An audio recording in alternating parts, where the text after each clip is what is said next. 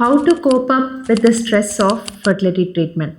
Fertility treatment வந்து ரொம்பவே ஸ்ட்ரெஸ்ஃபுல்லு. ஏன்னா யாருமே எதிர்பார்க்குறதில்ல தட் அவங்களுக்கு வந்து ஃபர்டிலிட்டி இஷ்யூஸ் வரும் லைஃப்லன்னு சொல்லிட்டு.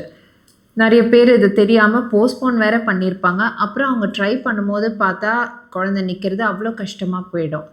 ஸோ இதுக்கு முக்கியமானது வந்து உங்களுக்கு ஒரு supportive doctor who understands your problem, அது வந்து ரொம்ப முக்கியம். அண்ட் உங்கள் ப்ராப்ளம் என்னன்றதை அவங்க கரெக்டாக அனலைஸ் பண்ணி உங்களுக்கு கரெக்டாக சொன்னால் தான் என்னன்னே தெரியல அப்படின்ற நிலைமையிலேருந்து நீங்கள் வெளில வருவீங்க. அப்புறம் கவுன்சிலர் இருப்பாங்க உங்கள் ஃபர்டிலிட்டி கிளினிக்கில். அவங்களோடையும் நீங்கள் உங்களோட நிறை குறைகள், உங்கள் மனசில் இருக்க கவலைகள், எவ்வளோ செலவாகுது, இதை பற்றியெல்லாம் நீங்கள் பேசலாம்.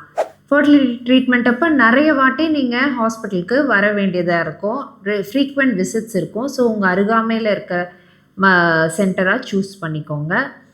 அண்ட் யோகா, எக்ஸசைஸ், ப்ரேயிங் இதெல்லாம் வந்து உங்களை மென்டலி காம் பண்ணும்.